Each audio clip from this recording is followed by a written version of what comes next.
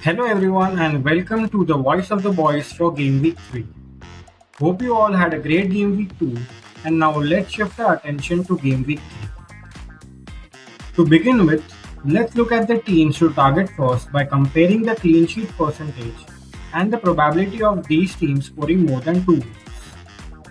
Man City, Liverpool, Spurs, Chelsea and Arsenal are clearly the teams to target while picking players this game week based on data from Draft. Leicester and Everton are also good shouts while data suggests avoiding Newcastle and Wolves. Now let's shift our focus on the players to target for this game week, starting with the keepers. Ramsdale and Arsenal have been solid in defense with only 6 shots conceded, that is third best, and an NPXGC of only 0.7, again third best in the league. They now face Bournemouth, who have recorded an XG of just 0.12 against City. Arsenal also ranks second this game week for clean sheet probability of 48%. Palace have had a good home record since last season. They will face Aston Villa at home, who haven't looked sharp in their attack. They are ranked 7th with a 33% probability of keeping a clean sheet this week.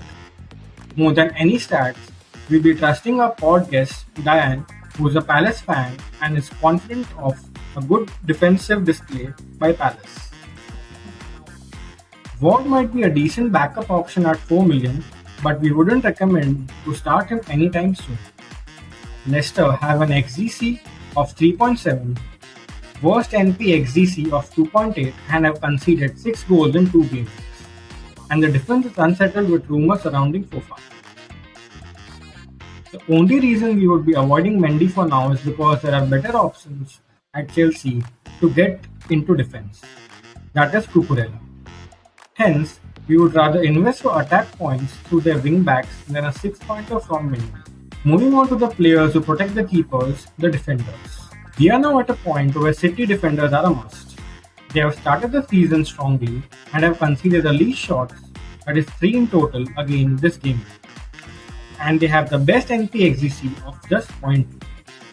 They now face a Newcastle side who managed an XG of just 0.18. So we go with Cancelo again. Liverpool have not had the start they would have wanted, but the upcoming fixtures look promising. They'll be facing United this week, who looked really bad so far.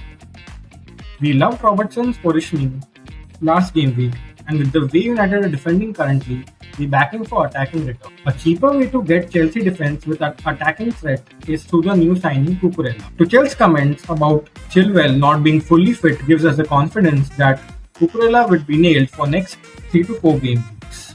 The upside being he has the most touches in the final third against Spurs. Everton defended well against Chelsea for most part in game week 1.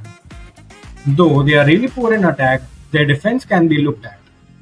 We are suggesting Patterson this game week only because Bailey plays Palace at Sellers Park and we would need a cover for him if you have not transferred him out. Trippier has become the FPL favourite after 2 7-point returns in the first 2 game weeks. Newcastle, however, were really lucky to not concede against Brighton and now face an informed City side who would do everything possible to extend the lead over Liverpool. We will be avoiding this game week. Another defender who will be avoiding this game week would be Cash. He has returned only 3 points so far and things are not looking good for Villa defense. They now face the Palace side at Sellers Park and they'll be full of confidence after their performance against Liverpool in game week. Now let's look at the most exciting players of FPL, the midfielders. Maddison ranks 4th in creativity and 6th in threat amongst all midfielders this season. He has recorded a total of 8 shots, second best in the league, and 17 penalty area involvements in 2 game weeks.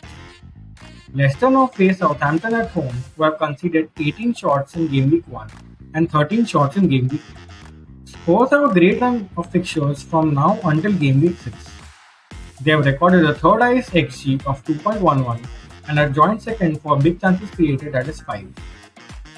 Son ranks 3rd amongst all midfielders when it comes to threat and is on most of the set pieces too. This would be increasing his assist potential. Mount faces Leeds, who have not looked promising defensively. They have conceded 29 shots in 2 game weeks. They also have a knack of conceding goals against running midfielders, and this could be a perfect game for Mount, just like last season. If you have him, hold him. Arsenal have impressed us the most this season with great stats, first for XG and first for big chances created. Saka has always been a consistent player for Arsenal, and we feel it's just a matter of time for him to start returning points. We wouldn't advise going with Da Silva.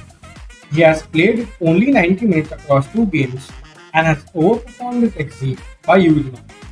We do not feel his goal scoring form is sustainable, and now with the signing of Damska, who plays as a number 8, Da Silva's minutes would be more managed.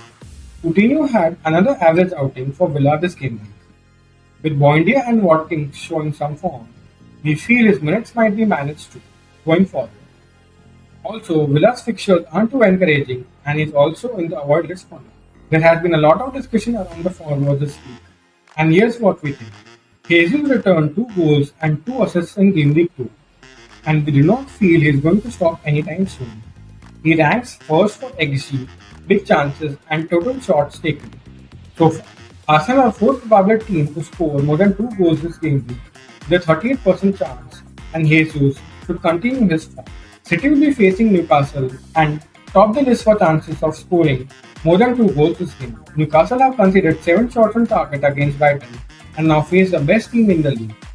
Yes, Haaland did not have a great game week with only 1 assist last week, but we back him to go big. Southampton at home is a fixture which we cannot overlook, and hence Vardy looks like the perfect replacement for Nunes owners.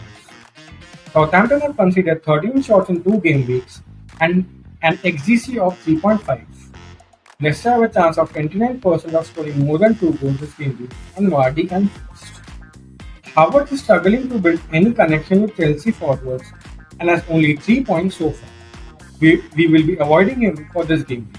Now the most important part of FPL, captaincy. Son will be facing Wolves, who look dodgy in Game Week 1.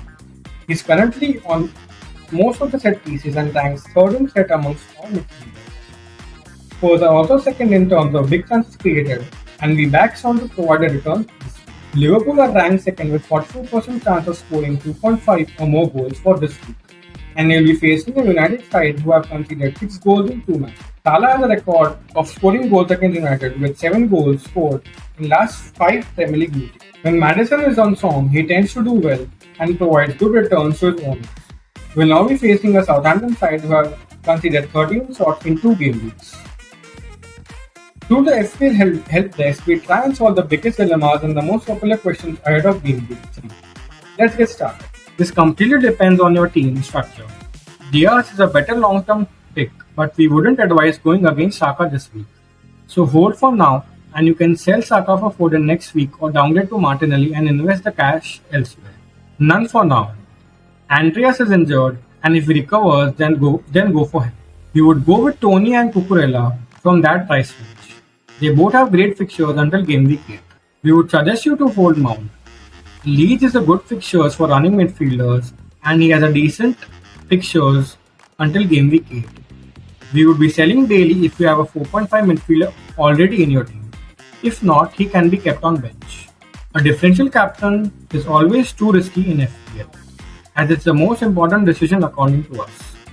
We wouldn't want to mess that up and drop ranks. Having one differential player is sufficient at this stage of the season, so you should be looking to have a stable team. Differentials can come around at wildcard weeks and later in the season with double game weeks. Yes, Rodrigo is a good option to consider. He has recorded 5 shots and an XG of 1.18, which is third best in the league. He also ranks first when it comes to threat and influence amongst all midfielders. Good set of fixtures after Chelsea. Damska would be a wait and watch for us right now. Too early to jump onto him, in our opinion. If you're looking for options other than Jesus and Haaland, then Vardy against Southampton and Tony are the best ones for now. We would go for Patterson as he plays Forest at home. The home advantage can be crucial this season. For the second part, we would recommend KDH as Leicester are facing Southampton. That's it from the boys for this game week. Thank you and goodbye.